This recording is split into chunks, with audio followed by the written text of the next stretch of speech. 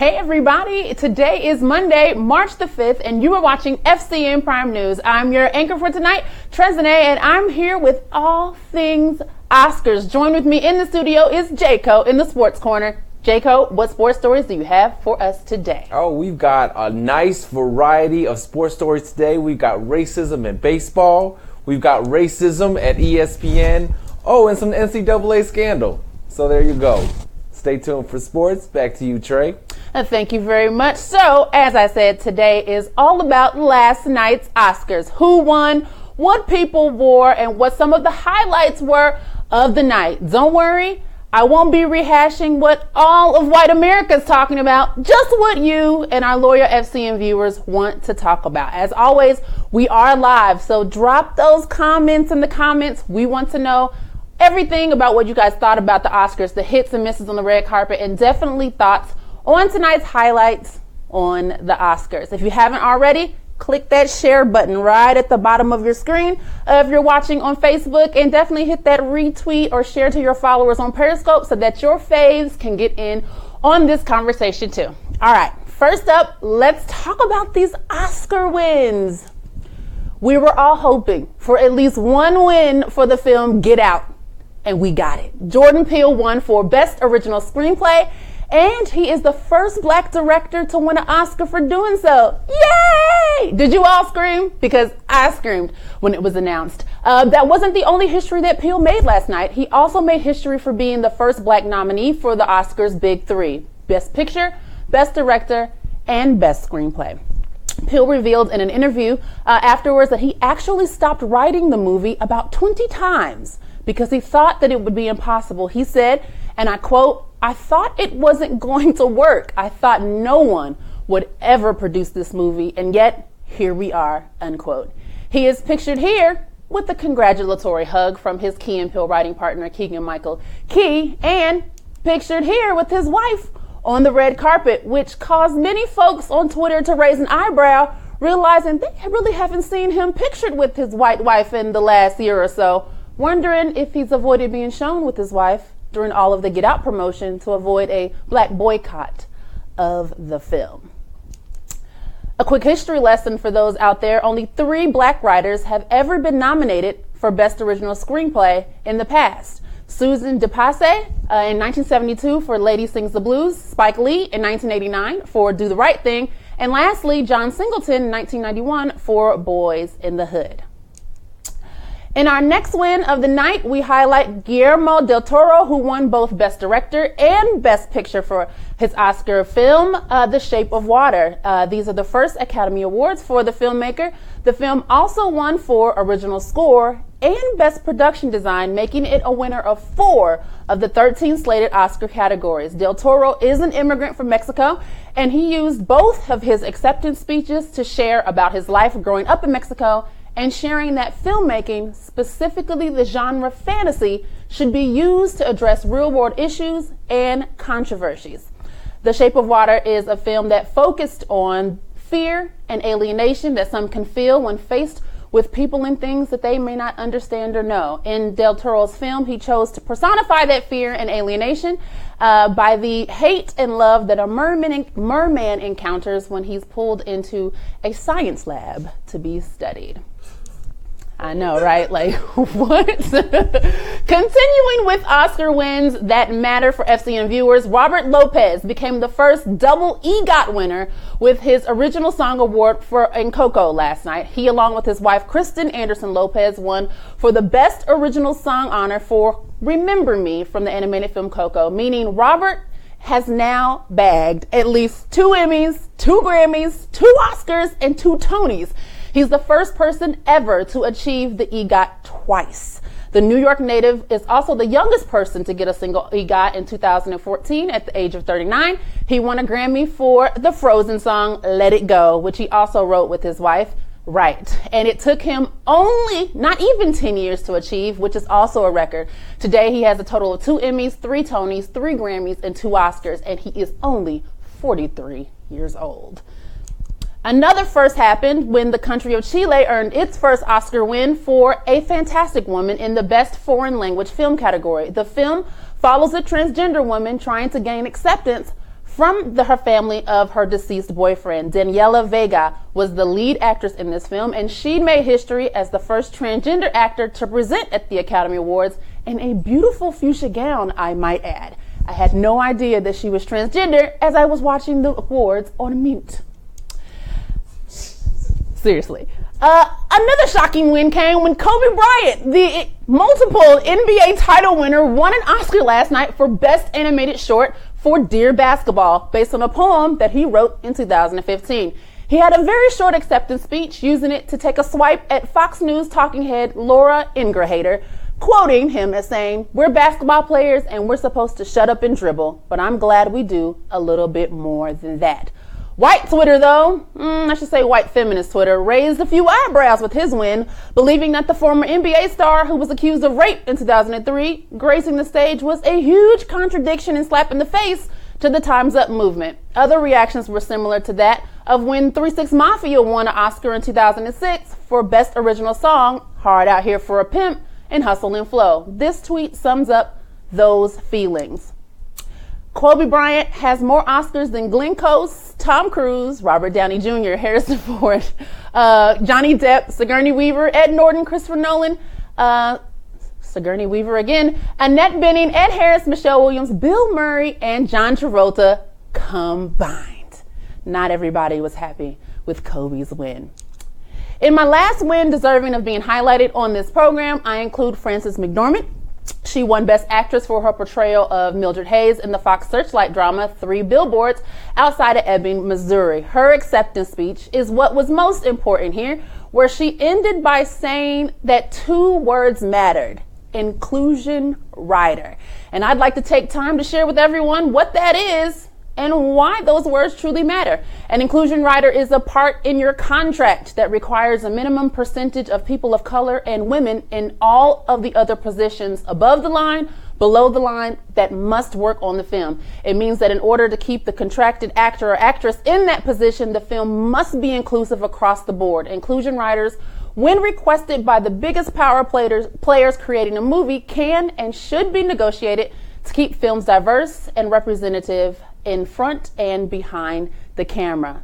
In conclusion, an inclusion rider is basically about using one's leverage, advantage, or privilege to affirmatively ensure action is taken to include others who get left out or underplayed, which is the long way of saying affirmative action.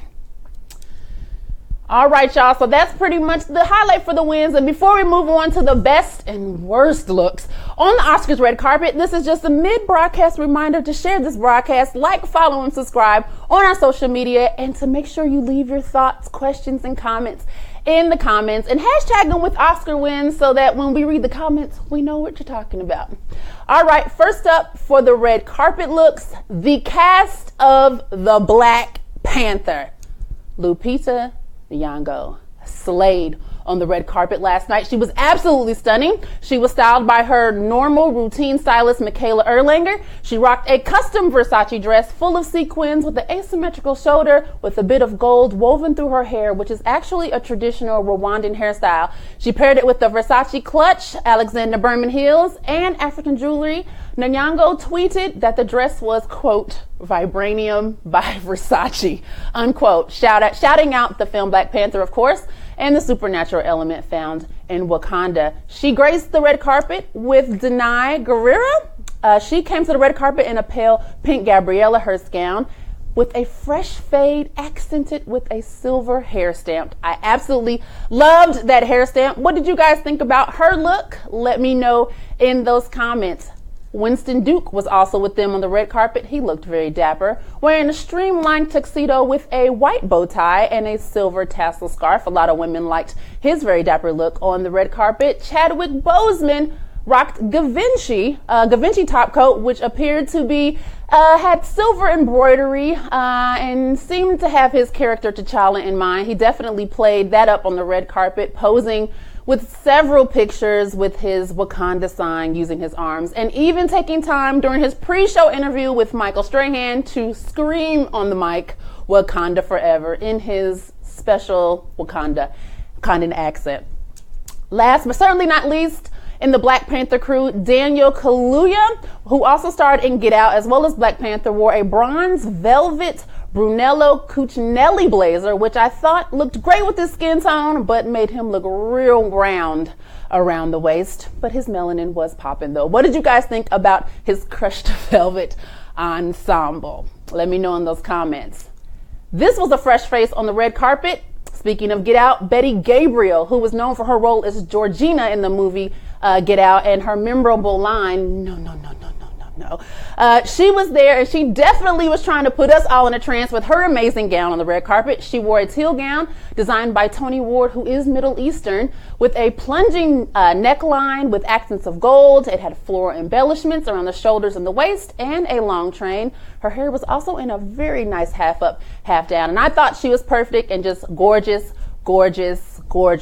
Mary J. Blige was also there at the Oscars. She looked great in her white ivory number. She made history this year as the first person ever nominated for both an acting and song Oscar for the same film. The Mudbound actress looked absolutely radiant in her gown by Versace. She had a pearl embellished bodice as well. She also sang in a red number for her nominated song Might River, which was co-written with Raphael Sadiq and Tara Stinson. She looked tired during the Oscar ceremony, like she wanted to be at home chilling, but during FCN's live reaction to the Oscars last night, FCN contributor Deion Sims said that she was probably getting sick and tired of text messages from her ex-husband bugging her about where his next check is. I'm in agreement with her. Octavia Spencer was also on the red carpet. She didn't disappoint in a very dark teal gown with an off-the-shoulder neckline. She was nominated for Best Supporting Actress for her role as Zelda in The Shape of Water, who was a cleaning lady in a Cold War U.S. bunker who takes a pivotal role in protecting the romance between her co-worker and that merman creature I referred to earlier in the broadcast. This was Octavia's third Oscar nomination, making her the first Black actress to earn multiple nominations after winning an Oscar. A little Oscar history for you all. Spencer won the same category 6 years ago for The Help and was nominated last year in the same race for Hidden Figures, making her the first Black actress to receive one post-win nomination. This year's nomination also ties her with Viola Davis as the most nominated Black actress with 3 each.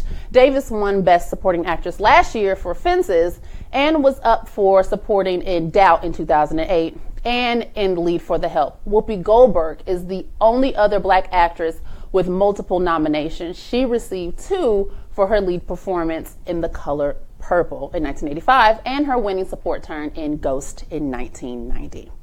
Speaking of Miss Viola Davis, she was a presenter for last night's Oscars and she hit that red carpet in a shockingly hot pink Michael Kors gown paired with a matching hot pink clutch and hoop earrings. I have thoughts about this outfit. Give me y'all's thoughts out there and what you thought about Viola Davis's ensemble last night. I definitely want to hear them. Aside from the Oscars, this has been a major week for Davis as the How to Get Away with Murder and Scandal highly anticipated crossover event happened last Thursday, and it got How to Get Away with Murder its highest ratings all season.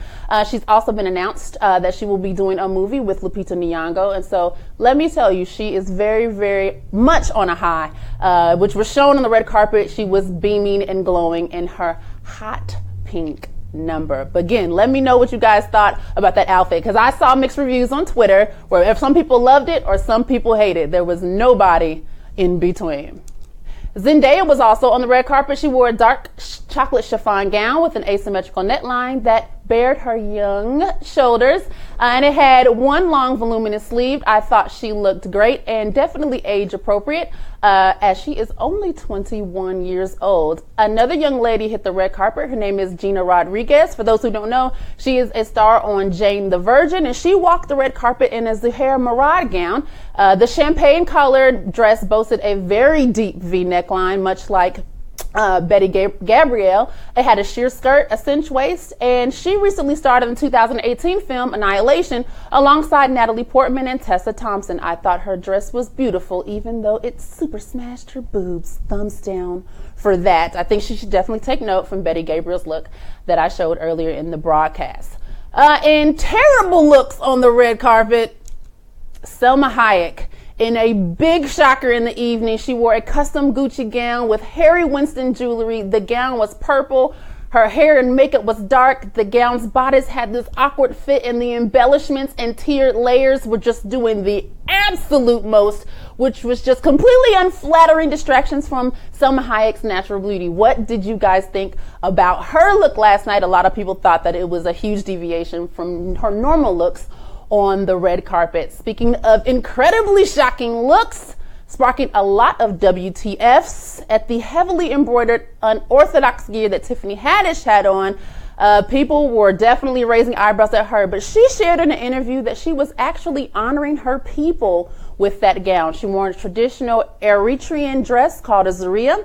It's a dress worn by women in African country, and a cape called a kaba, which is worn by Habesha brides at wedding ceremonies. Haddish was born in Los Angeles, but her late father is from Eritrean country, who was a refugee from here, whom she didn't meet till adulthood, and she promised him that if she ever got to the Oscars, she would honor her people. So that is what that outfit was about. But while Tiffany wasn't nominated for the Oscar, she was asked to present an award for Best Short Subject and Best Live Action Short, along with Maya Rudolph. Her presentation with Maya Rudolph was outstanding. The comedic dynamic duo took the stage without wearing their high heels that they had on all day. Haddish rocked a pair of Ugg slippers on stage with that Alexander McQueen dress that she famously wore both in her Girls Trip premiere and her Saturday Night Live hosting gig. While Rudolph opted to go barefoot, the pair humorously tackled everything from their comfortable shoes to the lack of racial diversity at the awards, even referencing the hashtag #OscarsSoWhite campaign. We have a clip of their intro of their presentation, if you guys can roll that.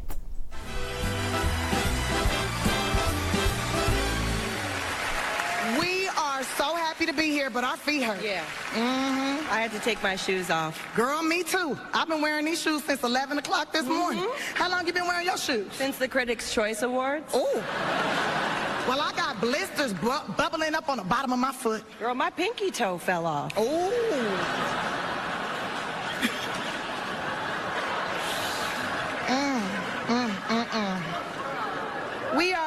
We are so happy to be here, but a little nervous too, because a few years ago, people were saying that Oscars were so white. And since then, some real progress has been made. But when we came out together, we know some of you were thinking, are the Oscars too black now? Well, we just want to say, don't worry. There are so many more white people to come to. We just came from backstage, and there are tons of them back there. Tons of them. And not just movie stars. There are white people walking around with headsets, white people with clipboards. Oh, yeah. Now, I'm personally not a fan of white people with clipboards because I'm always wondering, what are they writing down about me? Oh, yeah. Oh, yeah, when they're like, I'm sorry, you're not on the list. And they didn't check all the pages. I'm like, hey, white dude with the clipboard, check all the pages. Ooh. And what about when they on the headset and you're like, who are they talking to? Oh, yeah. So hold on one second. Are you talking to me? One minute. Oh, you're not talking to me. Oh, you want me to wait? I'm sorry? Okay, Kim. Okay, Kim. Who's Kim? I don't know, but it feels like I'm in a department store. Yeah.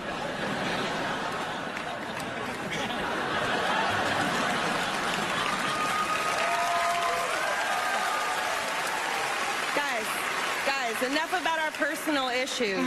We are presenting 2 awards tonight, documentary short subject and live action short film.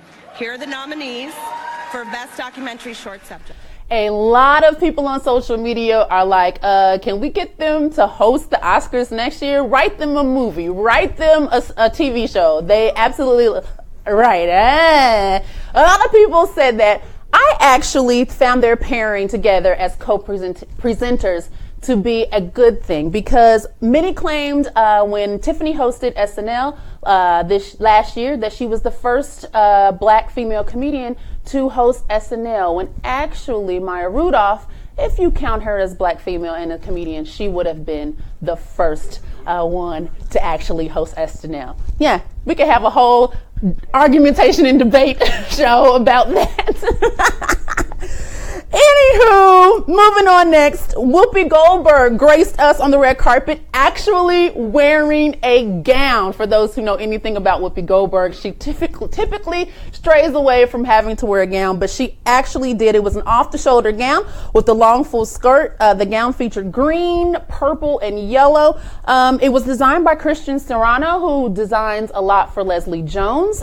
He said, I'm going to design you something that you're going to love and that's going to feel comfortable. And she believed that he did. It actually even had pockets as she requested. And he made it long enough so that she could wear her combat boots underneath the gown.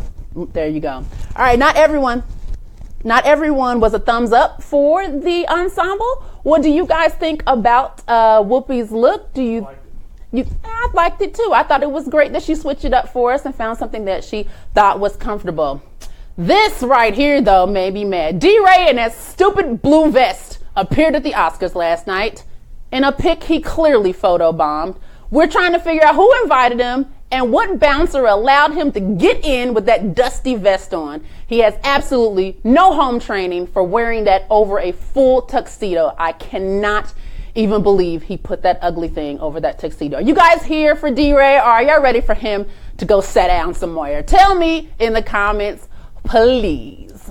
This is probably a good place to remind you again, share this broadcast, like, follow, and subscribe, and leave those comments in the comments with the hashtag Oscar look so we know what you're talking about in those comments. And lastly, there were 2 Oscar OMG moments worth reporting here on Prime News. First is Taraji P. Henson. This 47-year-old who was a presenter last night stepped onto the red carpet in a custom Vera Wang collection tulle dress and Jimmy Choo sandals. Her dress was absolutely stunning with a keyhole neckline, sheer back, draped sleeves, and a high front slit. She was everything on the red carpet. For me personally, a top 3 look of the entire night of all the looks I've mentioned here with Lupita and Betty along with her. But that's my personal opinion. But the Oscar OMG moment came during her interview with Ryan Seacrest on the red carpet. If you guys could run that clip real quick so they can see that. You know what? The universe has a way of taking care of the good people. You know what I mean? I agree. Twitter thought Taraji threw a curse on Ryan Seacrest in the most subtle way possible, and that video clip spread like wildfire on social media. For those who don't know, E was running on a 30-second delay just in case anyone did anything or created any awkward moments related to the recent sexual harassment and misconduct claims leveled against Seacrest by his former stylist, Susie Hardy. This morning, however, Taraji made a statement to People magazine saying her comments to Seacrest were completely misconstrued and that she absolutely supports Seacrest. She said, and I quote, "I did it to keep his chin up. It's an awkward position to be in. He's been cleared, but anyone can say anything," unquote. She wasn't trying to backtrack either because she really didn't throw any shade. Check out this clip from the rest of that interview. Great to see you. Thank you. Always good to see you. Thanks for coming by. Yes, I'll see you in New York. Okay, see you soon. Bye. No shade. Despite E clearing Seacrest after a 2-month investigation and Seacrest definitely denying those claims, many openly question the wisdom of making him the face of the network's red carpet show ahead of what was supposed to be a huge night for the Time's Up initiative. There was actually a petition to boycott E! News over Seacrest being on the red carpet and had garnered 2,000 signatures going into the pre-show.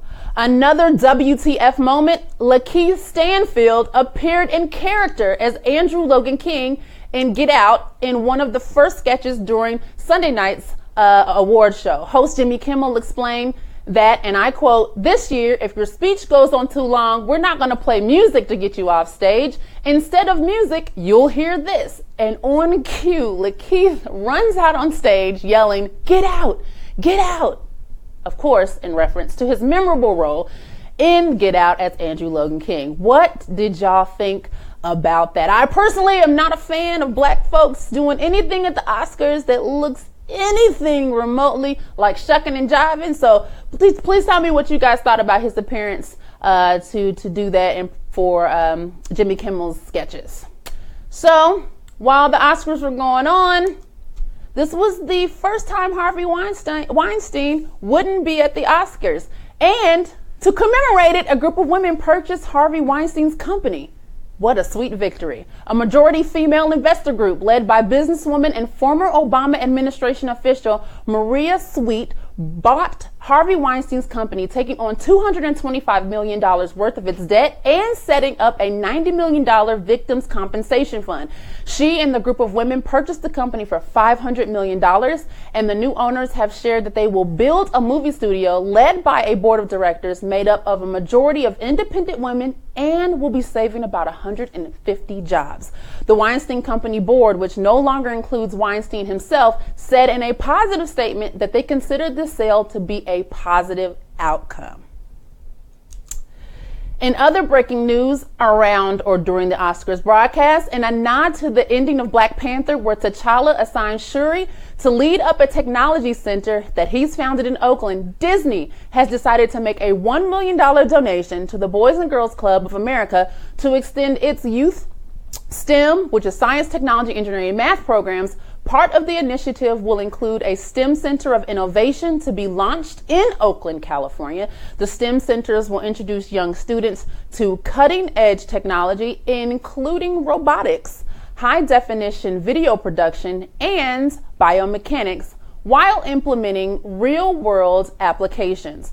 Over the years, the Boys and Girls Club will aim to establish STEM centers of innovation in Atlanta, Baltimore, Chicago, Harlem, New Orleans, and other major cities. It isn't clear if this was planned before or after the petition was launched by Chaz Gormley to force Marvel and Disney to donate proceeds from Black Panther ticket sales to benefit Black communities, but the $1 million donation is a far cry from the 25% demand from the creator of that petition.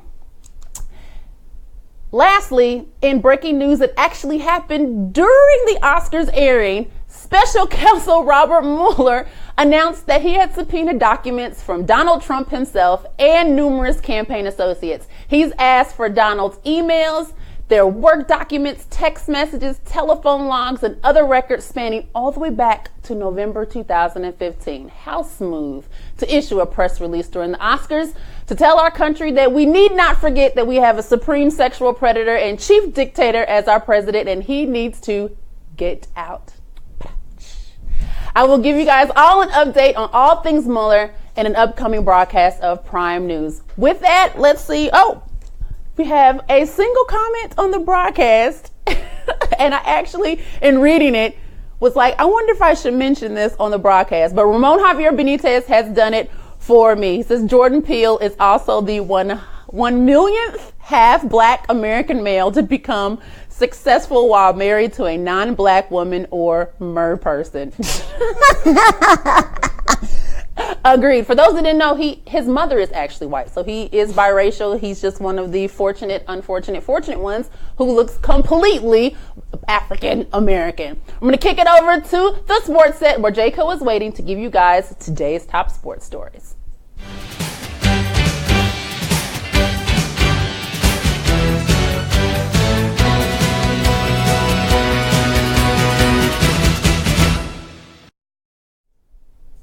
Hey everybody, I am Jayco. You can follow me at JaycoIsIt. Welcome to the FCN2 Prime News Sports Desk, where I will be providing you, if I can say it, with a perspective that isn't yours. Our first story of the night.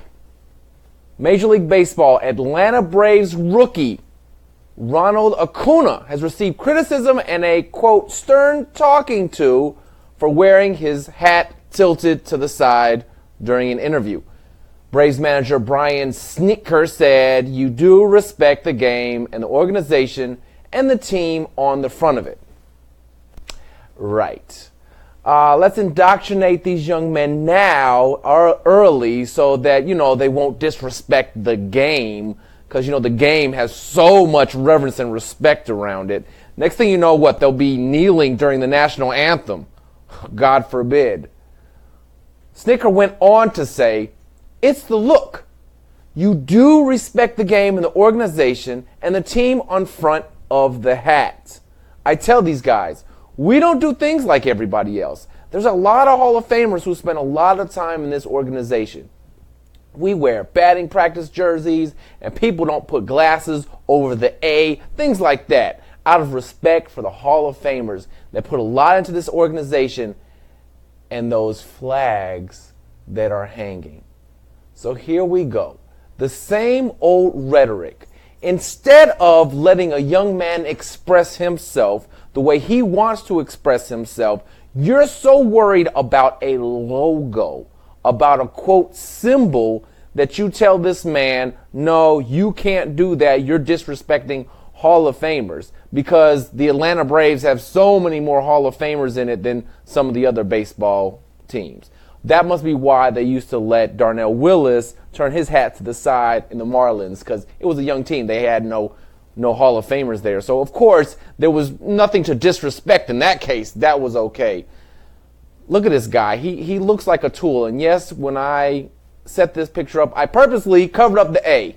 So fuck you, Snetzer, whatever the heck your name is. You need to cut your beard. You need to understand the time that you are in right now and let your players be who they are. Atlanta fans are very unhappy. The local blogger at Fergo said 2021. Yeah, Acuna just had an 8 WAR season, but he wears his hat kind of crooked, so we're thinking about selling him off for prospects who can play the game the right way. Keep It Surly responded, yeah, hashtag play the white way. Indeed. So you got this man who's already tearing it up, hitting home runs against Major League pitching, and you're worried about his hat. Way to engage your young viewers, Major League Baseball. Way to try to bring in the African-American viewers, Major League Baseball. You guys are headed for distinction with this idiotic sentiment. But hey, you haven't learned anything from the NFL, so do you, NFL, or MLB, do you. And NFL, shit, both of y'all do you. NCAA. What's the NCAA without another scandal update? Hashtag it's not Miller time. Arizona head coach Sean Miller denied the ESPN report that he discussed a $100,000 payment to secure the commitment of DeAndre Ayton at a press conference last Thursday. Now, when I saw this news, at first I was like, why, when you know they have evidence? I mean, the FBI has been doing quite a few investigations. They've got a lot of material. They have the evidence. Yeah, ESPN can be unreliable sometimes, but likely they aren't going to release something like this without a reliable source. So chances are this man actually did offer this money. Maybe he didn't, quote, discuss it, but it happened. It was on him, and they gave this guy the money. So I'm like, why would he even put himself out there to say that? Aha! Maybe it's because Sharif O'Neal, son of the former NBA superstar Shaquille O'Neal, revoked his decision to attend Arizona and instead committed to UCLA. The house is about to be burning down. Instead of getting rid of this guy, they're like, listen, right now, you need to deny. We are hemorrhaging. Please keep the prospects that we have left. In the end, we'll set you up somewhere. You'll be all right. Because the guy is going down. He's going down. But for now, Arizona doesn't care about that. They just need to keep the rest of their prospects. So, again, good job, NCAA. Boy, everybody is killing it this week. Speaking of killing it, a new report came out. Former ESPN employee Adrian Lawrence filed a discrimination lawsuit against the company, ESPN, over the weekend in which she accuses SportsCenter anchor Big Cross of sexual harassment. But the suit also claims that racially disparaging voicemails were left for Jemele Hill by Chris Berman. 2016. Apparently, in a call to Jemele Hill, she got a threatening and racially disparaging voicemail from Berman on her ESPN phone. She reported the incident to Marsha Keegan, who was overseeing Hill's show, His and Hers at the time, and nothing came of it. Nothing at all. Nothing happened with Berman. Jemele just kept doing her show. Now, Jemele Hill has been criticized heavily for disobeying ESPN's rules about tweeting, for saying what she feels about the world in general, about Trump the president, and what an idiot he is, been suspended for it. Not one time has this woman criticized the company that she works for, and yet she's sitting on a bomb like this. ESPN should be thanking her. They should be kissing her feet and her ass right now. And I checked, as of right before airtime, she had not commented on this report. Will she say something? That'll be very interesting to see. I'll be interested in hearing her perspective if she offers one. Not so sure that she will, but ESPN, I think Jamil should have a job for life at this point. You talk about loyalty. So that'll be all of my stories tonight from the sports desk. I hope you all enjoyed anything. Trezene, we got more comments? No more comments. Nothing? Nobody else cares about anything but Jordan Peele and his white wife? That's all we got, man. I do have a question for you. I thought it was interesting in your story about, I'm sorry, I just forgot her name, from the Shape of Water. Octavia Spencer, yes. That she was the first black person to get nominated after winning an award. Yeah. Does that not show a pattern of, well, we gave you one? Yes, it does. I mean, it is clear that it's that, okay, we gave you one, now we can go back to business as normal. Yes. In a couple years, we'll give you another one. Yes, it does. I was trying to figure out what did she play in the other movies. So in the Help, she played a maid. This one she played and then another help servant. Yeah, and then a mathematician in... Oh, that's right, mathematician. Yes. Okay. She didn't win for the mathematician, though. She didn't. I bet if she was a slave who was just happened to know numbers and could do mathematics, she would probably... Oh, yeah. I'm sure. They're all in the exact same era, though. They are. They are all in the exact same era. They're all in the same era. Every last one of those films are in the 50s, 60s. Are from an era where black people barely had rights in this country, if at all. Are you going to watch any of these movies after? I'm definitely not interested in Shape of Water, as big of a fan I am as Guillermo. You should watch it. You said what? I should watch it? Okay. Well, then that definitely has just turned into a maybe. See how quick we can turn around sometimes just from a good friend giving you a suggestion. But if it's someone you trust. I want to see the 3 Billboards for sure. I want to see Dunkirk. I want to give that a chance. I will tell you. Can I be honest? Yes. You just don't. No. Don't waste your time, man. Okay. It drones on. There's nothing. From the plane that just goes on. There's nothing worse than. It's just not as good. Listen, man. Listen. Saving Private Ryan. That's it. I don't care anymore. That's it. All WW2 movies should just have died along with Private Ryan. Yeah. Are there any more of these stories to tell? Really? Yes. As long as they are white people and the beaches of Iwo Jima. You know what? I saw a comment that said the reason that we keep getting movies with this war is because it's the only one America feels that they've truly won, and so they keep wanting to keep it. Interesting enough, this is the one where we nuclear bombed a country. No, not just. Let's unpack that. Let's unpack that. Yeah, let's do it. Okay. You didn't want to get into the war at all. You did not want to get into the war at all. Preach. You didn't want to mess with Germany at all. That's right. Germany provoked the United States of America on multiple occasions. They sank in multiple ships. They did. Listen, here's the funny thing.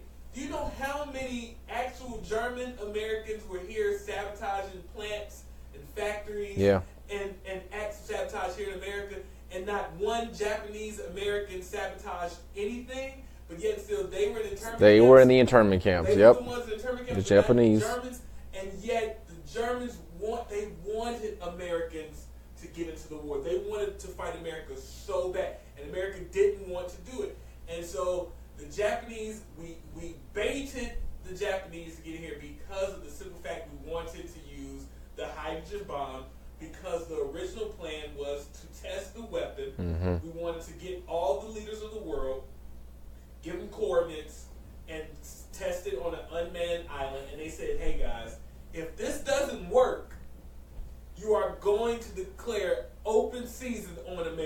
Mm-hmm.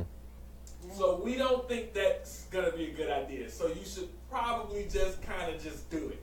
And so we allowed Japan to bait us into the war so we can drop the most destructive weapon known to man on people of color. Yep. Because they didn't drop it on Germany. Nope. No, they did not. They dropped it on people of color. So let's always remember that. On brown people. There you go. There you go. So much for that wonderful And tidbit from the revolution. and that being said, because when was Hacksaw Ridge? Was that 2 years ago? I think that was like 2 years ago. So yeah, in another 2 years we'll get another World War II movie. Yeah, well, enough of that.